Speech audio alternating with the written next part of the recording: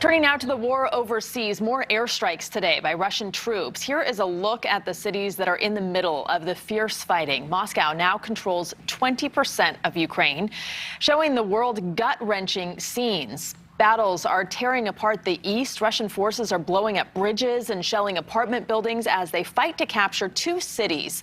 Philip Crowther is in Lviv for us and explains why Ukraine is still optimistic. Well, the Ukrainian army says that Russia has been shelling the whole of the Donetsk region.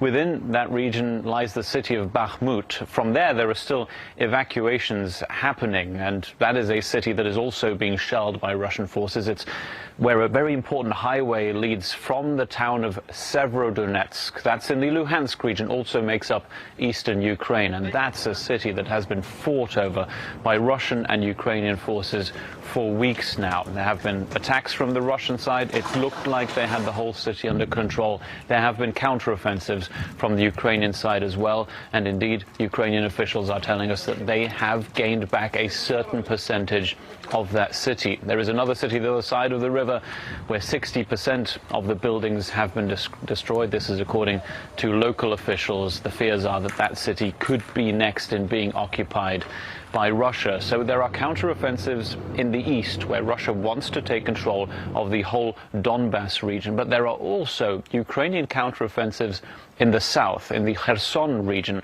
a large part of which is being occupied by Russia right now. But there have been some movements, some counteroffensives by Ukrainian forces that appear to have been successful. So there's a reason for hope for the Ukrainian military. In the meantime, the Russian Defense Ministry says that it will accelerate what it calls a special military operation, which is, of course, an occupation right now of almost a fifth of Ukraine. And indeed, there have been air attacks from Russia on several targets. The Ukrainian military saying that foreign fighters have been killed as well. It's a very rare moment for us to hear about foreigners fighting alongside the Ukrainian army. Ruda Bay.